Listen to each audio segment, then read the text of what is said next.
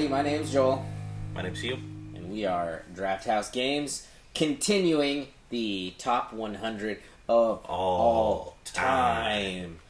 This list is going to be number, let's go 70 through 61. 70 all through that 61. stuff before. Hot garbage. Now we're getting into the good games. Those games were all awful back then. Yeah. So, number 70. What do you got? Well, my number 70 is not surprising. It is a train game.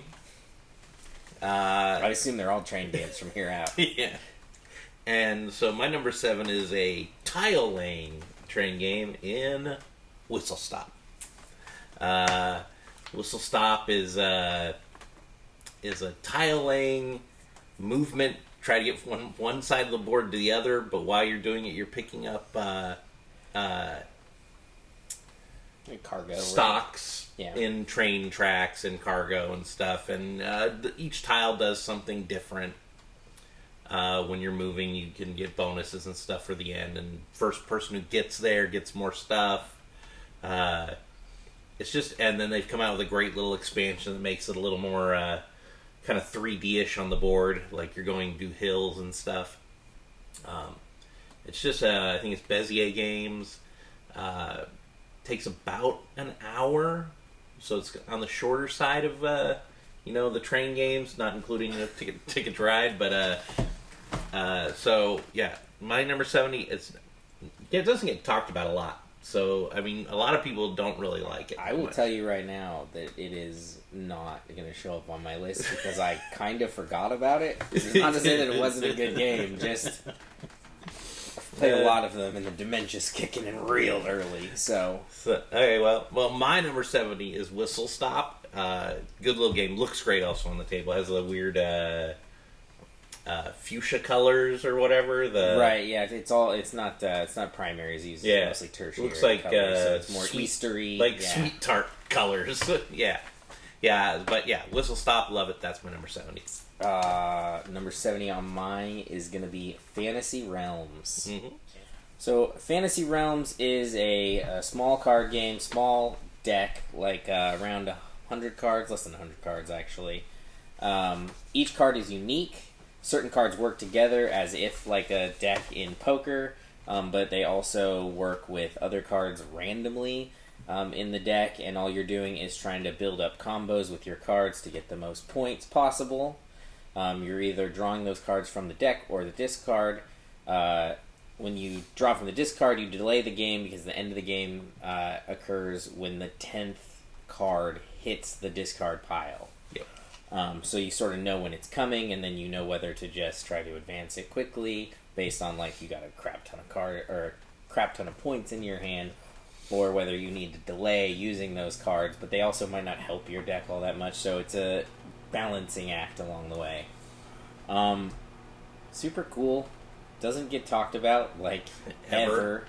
It's super generic looking on the shelf. Yeah, everybody that plays with Drafthouse has liked this game, but we're all sort of waiting for, like, the new version. Like the reskin. Right. I don't know why this doesn't have Marvel or DC or D&D or... Yeah. And they have IPs. Yeah. So they could just slap something else on it. Yeah, so just give it the pretty shine and like bring out the exact same thing, and then of course, once you've made money off of that one, you start doing the Uno route where you add one slightly different card and just keep going. But yeah, that's my number 70 Fantasy Realms. Because Marvel Realms would sell probably a lot of copies. I think there's a good chance. That'll bring me to 69, which is Pictomania. Pictomania is a free-for-all Pictionary.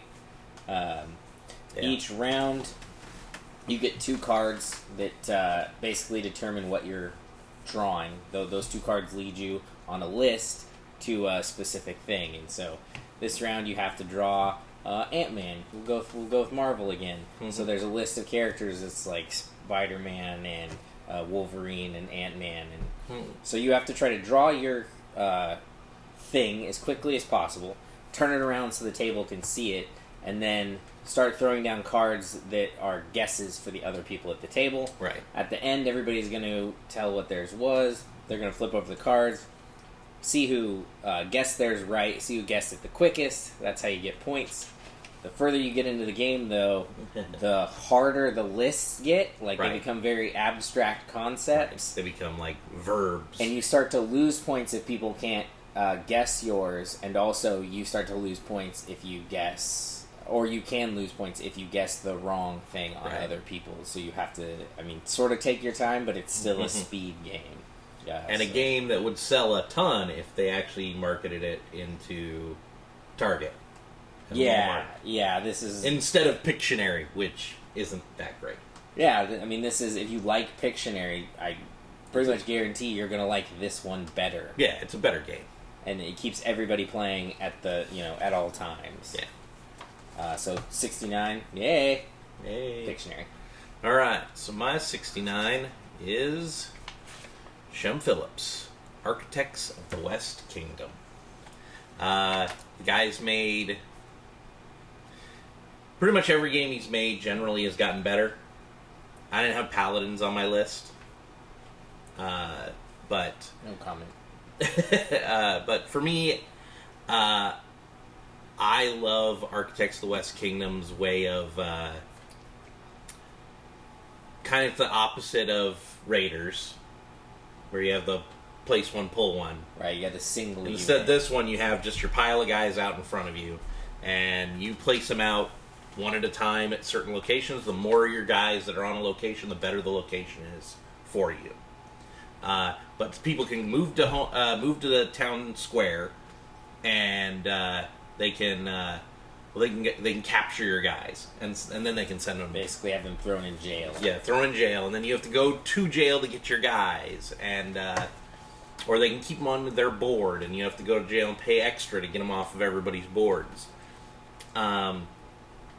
I really love that mechanic.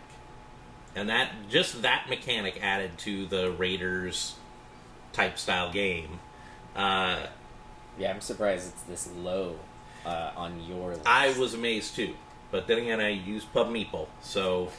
anybody's ball game. Anybody's ball game. Any given Sunday when we make these lists. Right, and of course this is like now. So I've played Paladins a couple times, so it might have watered down my idea of the game.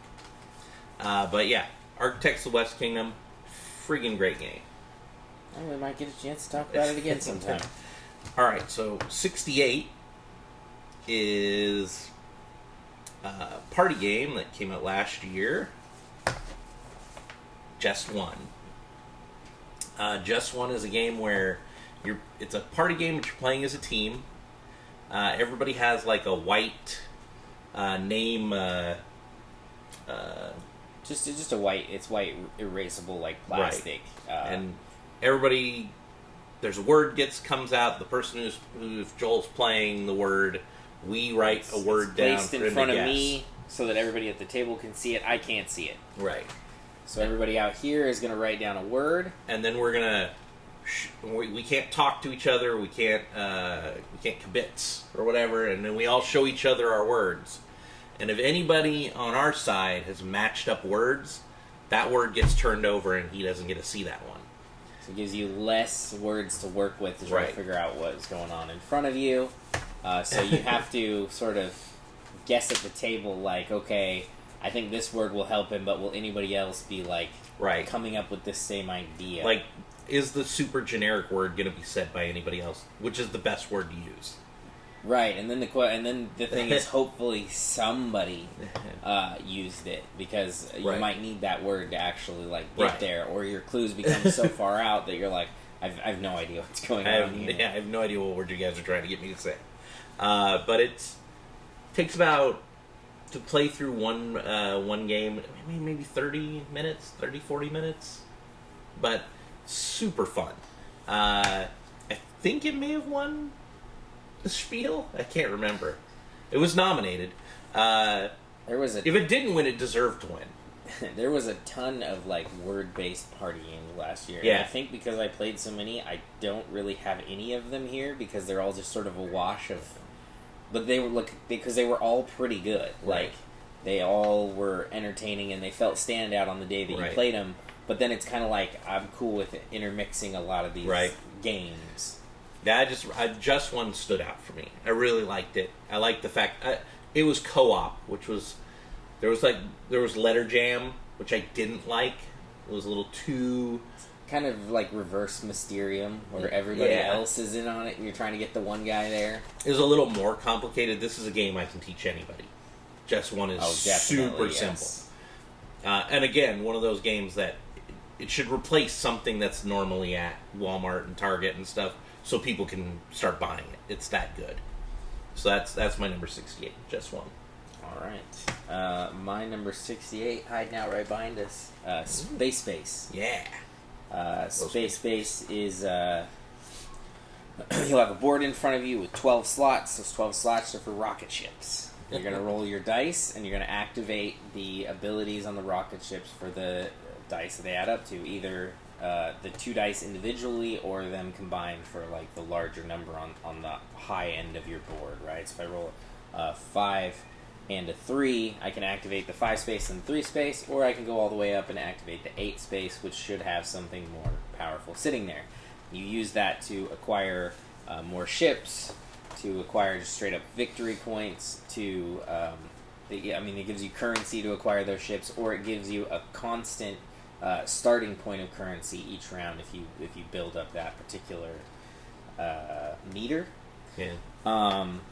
Same principle as Machikuru. Same as quite a few popular games at the moment. Valerian Card Kingdom, which is I still think probably a better overall game.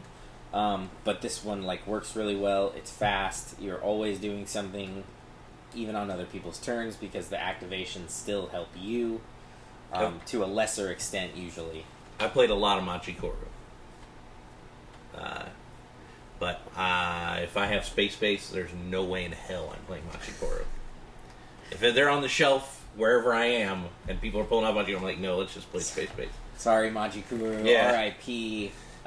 You are a good mechanic, but you've been surpassed at least once on my list, probably a few more times. Right.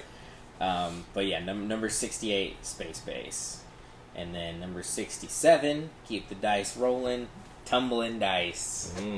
We talked about this at the beginning of the list. Right, this is one that I removed. This is a type of game that he didn't put on there. I mostly didn't do it either, because again, Crokinole, really good, sitting under the table. I don't know why this one slipped through the cracks. I just felt like it still belonged in here. It wasn't quite a parlor game, even though it's based on a lot of parlor games. Right. So you're taking, you have basically a layered version of shuffleboard, and you have dice, and you are flicking the dice from the top of the board as hopefully somewhere down low on the board, which is worth more points. And then the face of the dice actually matters too, which adds a level of difficulty, because you want it to always end up on the 6 face if possible, because you're going to multiply it by the number on the level that it got to. You can play this. It's really only made for I think 4 or 5 players, but you can, as many people as you have a set of 4 dice to play with that are all roughly equal size, so you're not crushing somebody else's dice when you're throwing those. But you can also play with other types of dice. Yeah, they have a round dice. I've seen people try to wobble along on these boards. You can just play with your hand of D&D dice. Play with the 20-sider, 12-sider, the 4-sider. I mean, it does matter. Yeah. It's just the multiplayer on the board that affects it. You just need the board, which unfortunately is fairly expensive. Yeah. This game Eagle Griffin? usually costs right around $100. Yeah. For not a lot of things out of the box, but good luck building the board on your own if you're not a professional wood crafter. It would probably be right around here for me, too. Yeah. Right around in this area if I had kept it on my list. But yeah, a lot of fun. I've had this, played it here, played it just chilling in the garage with a couple of beers kind of thing as well. Yeah, super easy. And again, it's one of those games where a lot of these games you can't teach anybody, because then you're just going to crush their souls when you're playing the game with them, and they're not going to understand what's going on. That game, super easy. It reminds people of playing lawn darts or something, when they're a kid. It's just easy. Yeah, it's one that you can just pull out in any group and you're good to go. So yeah, 67 tumbling dice. All right. So my 67 is a racing game. It is Jamaica. So it's a very short board. Everybody's a pirate ship, and you're racing around the board, picking up stuff, cannons and whatnot, and you can shoot at people, and you can go backwards, and there's arrows on the board, and pick up treasure. There's an expansion called The Crew, which gave you people you could put in your boats. They gave you an advantage and scored more points at the end. And it is just whoever has the most points on their boat as you cross. You get, I think, extra points by being first and second. But the mechanics of the game are so tight that the game is usually pretty close. But it's also just fun. And again, easy to teach. One of the easier racing games. Definitely. Yeah. And for me, it's a smooth, easy teach, and it's every time I've played it, it's been really fun. So that's going to be my 67. Is going to be Jamaica. Yeah, I don't have a lot to say on that one. It is a good game. You're weirdly obsessed with it. Yeah, I really enjoyed it. Okay, so my 66 it's a 2-player game. I play it mostly on my phone, but I do have the board game version of it. And that is Jaipur. It's just a card game where you're playing against one person, and they have you're just collecting up sets of stuff and then turning it in for money. But they added a mechanic in it where there are these camels that come out, and when you take a camel, you take all the camels. And when you have the camels, you can use those camels to basically flop and take a whole bunch of stuff out of the center and leave the camels, which are only worth 5 points at the end if you have the most camels. So camel trade. Camel trade of the game.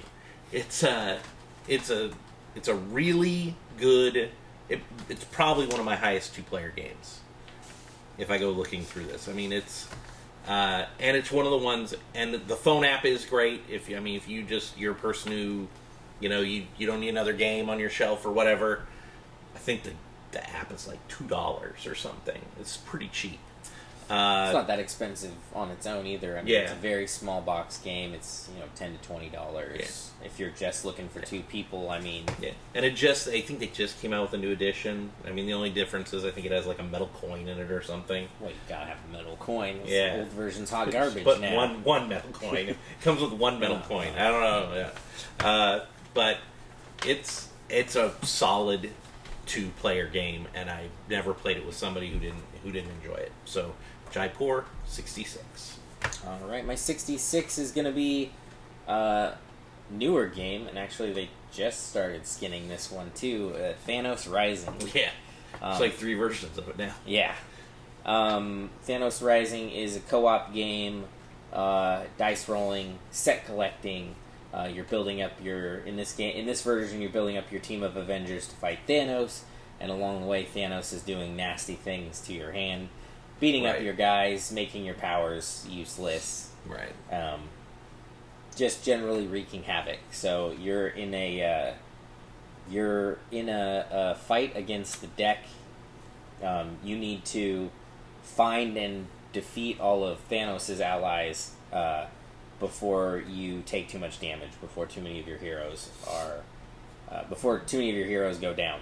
Yeah. So you're kind of juggling, acquiring stuff, and fighting stuff. You want to have a big hand of heroes in front of you, but also if you don't have a way to necessarily heal those heroes, you might be taking way too much damage all at once.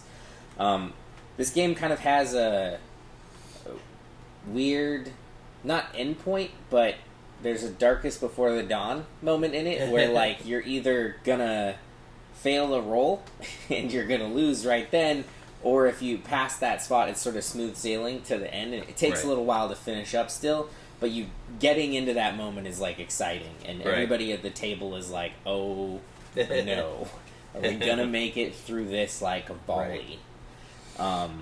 So I don't know how you would make the game end right after that moment, but that's it. I guess you sort of just take the victory lap for the rest of the game, Right. which is okay. Yeah.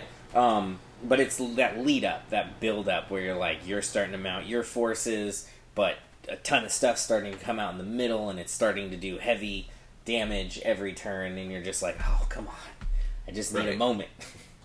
Right. And once he gets like 5 or 6 gems, then it becomes pretty hard. Yeah. To win. So throughout the game, not only is he getting allies, but the abilities that Thanos himself is doing become more powerful based on him collecting up the Infinity Gems. Right.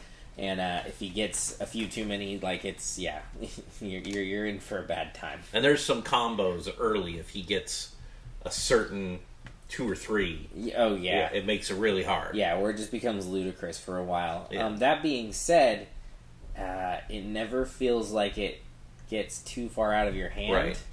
Right. Even though it's a dice rolling game, right? It's not a press your luck game, really. It has more of a Yahtzee thing where you get a lot of re-rolls. Yeah, so you still can accomplish a lot of what you want to do, but not always everything. But if you just keep at it and you focus on the right things, you'll still sort of pull it out, which is good for newer players at the table, right? They don't feel like they're not contributing along the way. Right.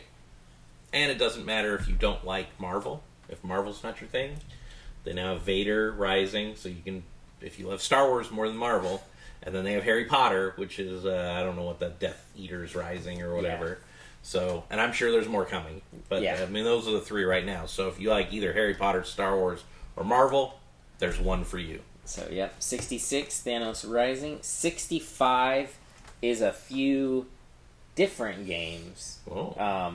But you just need one to play it, and that is Silver, or the Silver series, which is currently Silver Amulet, Silver Bullet, and more to come. This game, you're trying to build the lowest point hand that you can, and once you think you've done that, you want to call for a vote. Now, what you're doing is you're taking cards from the center of the table, again, either from the draw pile or a discard pile, and either using their powers or exchanging them with other cards in your hand.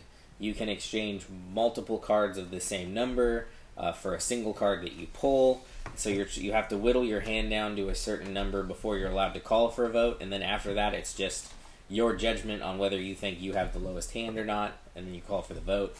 And your hand is face down in front of you. It starts face down in front of you. So throughout the game. Stuff will allow you to either look at your cards or flip them up so everybody knows what you have. It can have a weird win condition depending on which version you're playing. The game can just immediately end. But typically it goes down to somebody calling a vote and then everybody flipping over and showing what their full hand was. I like both versions too. I liked both versions. I liked one slightly better than the other, but I don't think it matters. No. And then the versions are also mix and match. So all of the cards are 0 through 13, and they all have different powers. But you can build any deck you want just by using one set of cards that's a 0, one set of cards that's a 1, all the way through 13. Right. So the more you have of it, the more variety of a game you can play. That's a good game. So 65. The Silver series, I think Silver Amulet was the first one. Yeah. Silver Amulet, then Silver Bullet. Yeah. Alright, so my 65. My 65 is a bluffing game. I am not a big bluffing game guy. This probably is my highest one. Maybe. But I love Sheriff of Nottingham. Sheriff of Nottingham is a game where everybody has a bag that they put cards in, and they basically, on every turn, one person, throughout the game, everybody's sheriff once.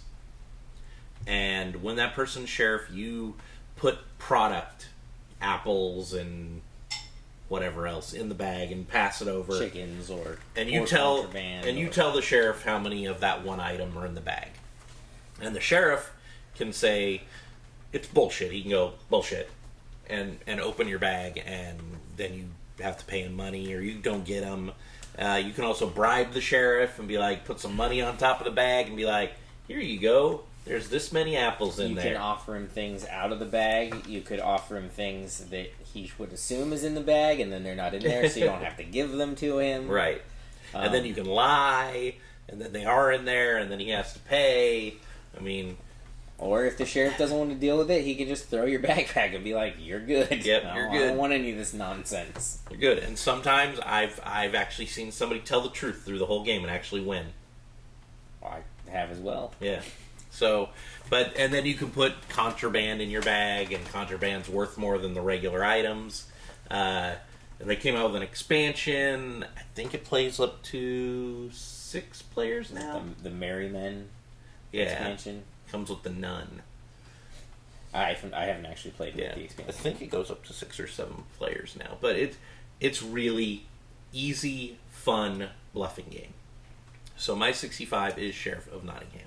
So Sheriff of Nottingham, I loved this game. Played the crap out of it. Super bright and colorful. Mm-hmm. The aesthetic is super fun. I like bluffing games. I made my list 102. Ooh. Didn't cross the mark. All right. Well, my 64 is another bright game, and this one is basically fighting Yahtzee. It is King of Tokyo. So in King of Tokyo, you are a Gaiju, where you're King Kong or Godzilla or a giant robot bunny. Space monster. Yeah. All kinds of things. And as you're playing, you either... When you roll dice, your dice will allow you to fight people. If you're fighting, you either fight into Tokyo, or if you're in Tokyo, you damage everybody outside.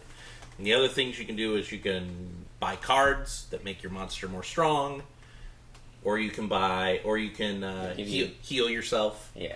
Cards will give you additional combos that make the dice work in ways that they wouldn't have before. Or you can roll just like Yahtzee, you can just roll points. Right, there's 1, 2, and 3 on the dice. You have to get at least 3 of a number, so 3 threes will get you 3 points. But you can also get extra if you can roll, 5 threes, you'll get 5 points out of it. And then you have a dial, and first person to 20 or whatever wins. First person to 20 points, or the last monster standing. Right. And there's 2 versions. I like King of Tokyo better than King of New York. Yeah, I was going to say, I think everybody that we played King of Tokyo, we liked it, so King of New York comes out, so everybody's like, well, if this first version's good, and they add some things, it's going to be better. Typically, we like slightly more complex games. And, King of New York for us didn't add anything that was better than just that core thing they built with King of Tokyo. It made it a little more complicated, and it made it not as good. Yeah. And that's rare for our table to say that the first version the streamlined is kind of the best. Streamlined version is the version that our table likes best. So King of Tokyo is my 64. 64 for me is going to be Isle of Skye. Yeah. I like Carcassonne games, and Isle of Skye is Carcassonne, but it's got the extra mechanic of the bidding and the hidden knowledge of your basically your cash. Right. So the way you're getting the pieces is by purchasing them and then getting to add them to the map. There's more bonuses. There's more. So this is kind of the opposite thing of just with the King of Tokyo. Right. In that this is just taking that sort of core thing that existed, adding a couple more mechanics onto it, and me going, that's it, that's my version, until somebody comes out with another one that has another mechanic that fits in well, and then I go, that's it, that's my version. Right. I don't think anybody's necessarily done better than Isle of Skye. A couple people have done it slightly different. There's Okanagan, which I like a lot. That's the one I like best. But that one's not going to show up on my list. I think Isle of Skye for me was the divergent path that just sort of felt better. Well, they also haven't done anything with Okanagan. True, there is a bit of extra Isle of Skye out there available. There's 2 expansions already. I'm sure they're already making a 3rd. So yeah, that's a good game. Yeah, 64 Isle of Skye, 63 played one time a very long time ago, so it's going to be a bit to explain. Okay. 63 is Spirit Island. Okay. So Spirit Island is a hold your ground sort of tower defense, but there's an island that's being invaded. and you are the spirits of the island trying to scare off the invaders. It's modular in how like the startup happens. You have individual player powers. All the spirits work slightly differently, and you guys are, if I remember correctly, you guys are working together to save the island, but there's an individual point score along the way for like basically what you accomplished or what you helped do. It's like every other board game where you're usually the people coming to the land to you're do going the opposite way, expedition. You're the land saying, so instead of fighting no. the spirits of the island this time, you are them being like, nah, we're good here. Yeah, we're gonna fight you and keep you away from us. I've been trying to drag it to this table for like 2 years now. Nobody here seems to be all that interested in getting it out. It doesn't matter. I'm going to keep trying. I know it's up here. Co-op. We'll get it on this. That's table. the one thing. Our co-op does not hit our table a lot. I mean, we are more competitive players than co-op. we play a lot of games, so in doing so, we do play a lot of co-op, but just sheer number, percentage, co-ops are just very low. But it doesn't matter. If they're good enough, they're getting on the list. Yeah. So that was number 63, Spirit Island. All right. So my 63, going old school. Can't remember what edition I have. I think it's the 30th year anniversary edition, maybe 40th. Survive, Escape from Atlantis. This game is... It's a co-op game where everybody helps move around the Hydra to eat people. Yeah. I'm a big fan of this game. So you have a bunch of little meeples. They all have numbers on them. At the beginning of the game, you basically draft where you put your guys. You're all going to start on an island. Which is basically just a tile upside that's on the board.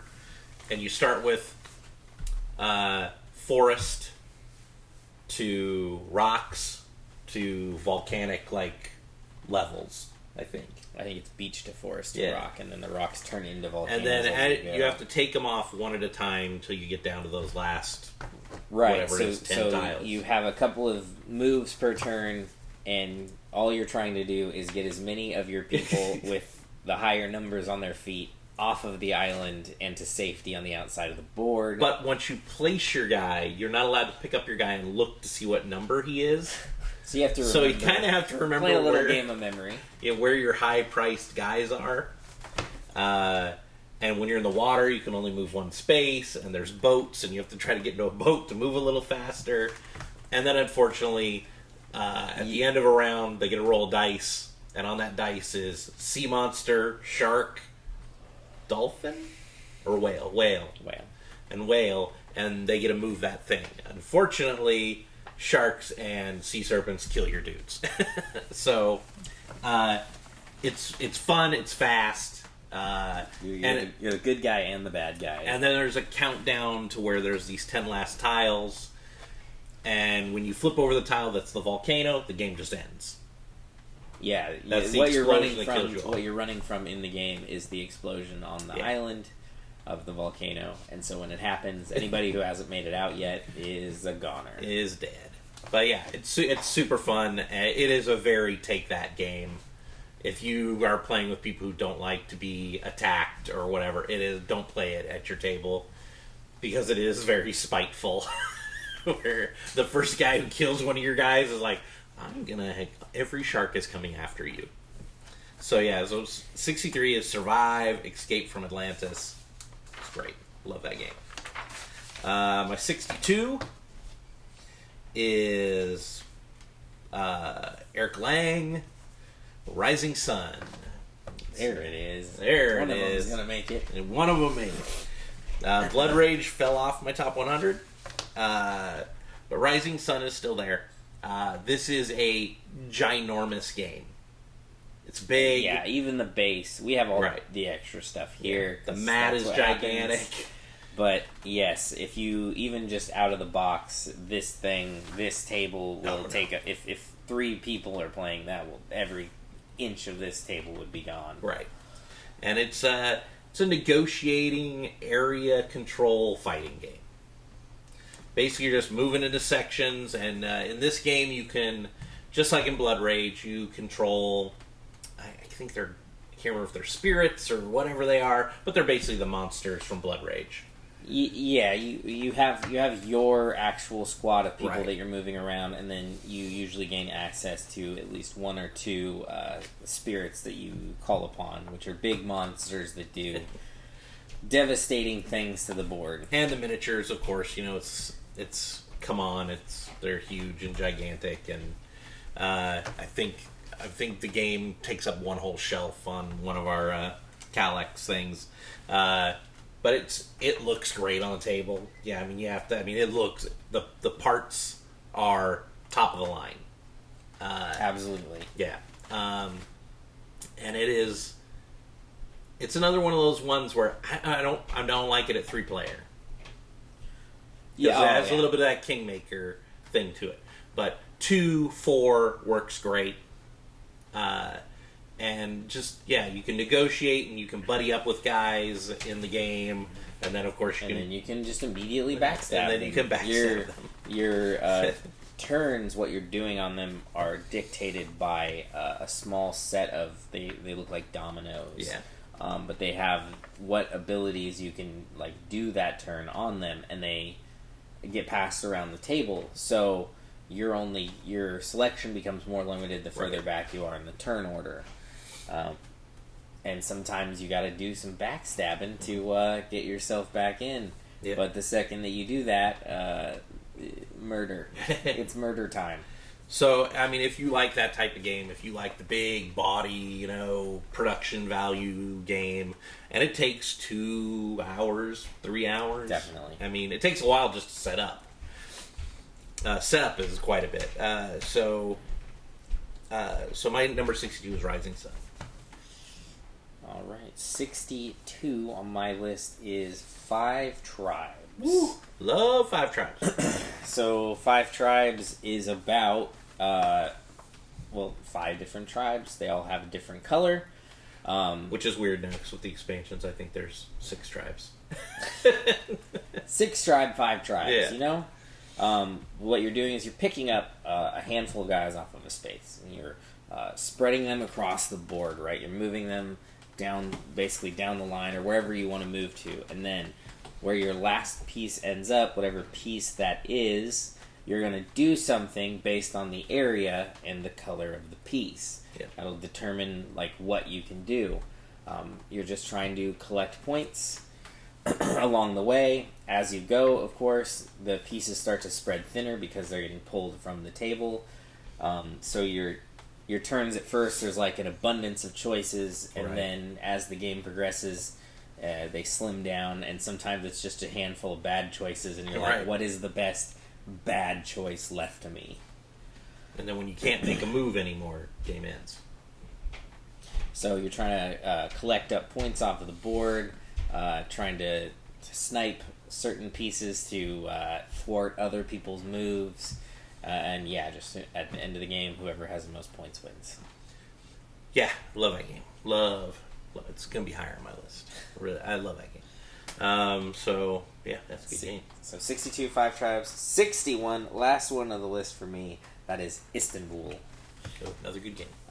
Istanbul is a modular worker placement, single worker, where you're trying to collect rubies. And you do that by various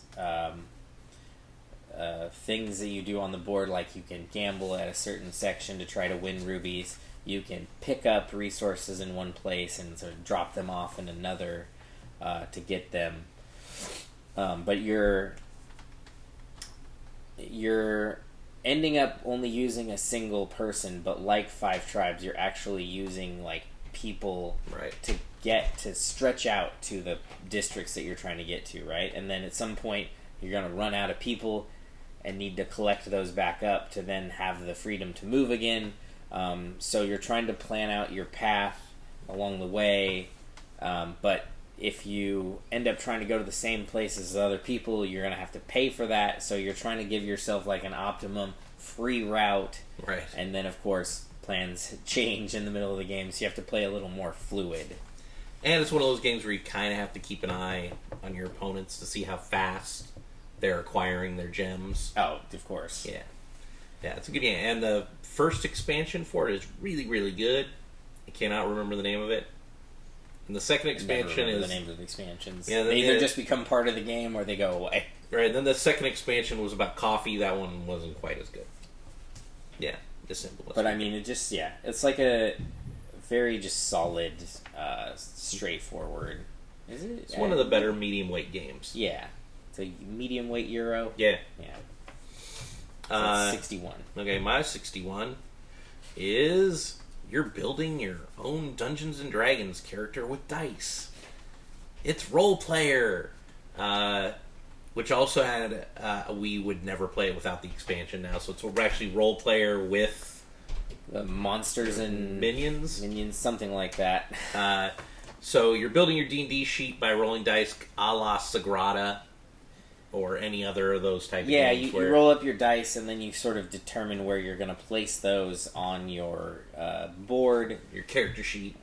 You have sort of an outline of a character that you're supposed to be building, right? So race, right. alignment. So race will determine things like where you want specific colored dice, but those dice might be high or low, and they might end up fitting on a spot in a category where you needed the opposite, right? Where maybe you only wanted an 11 intelligence as a barbarian, but you wanted a blue die in that row, and that's a 6, and now it's going to be a lot harder to keep the numbers under 11.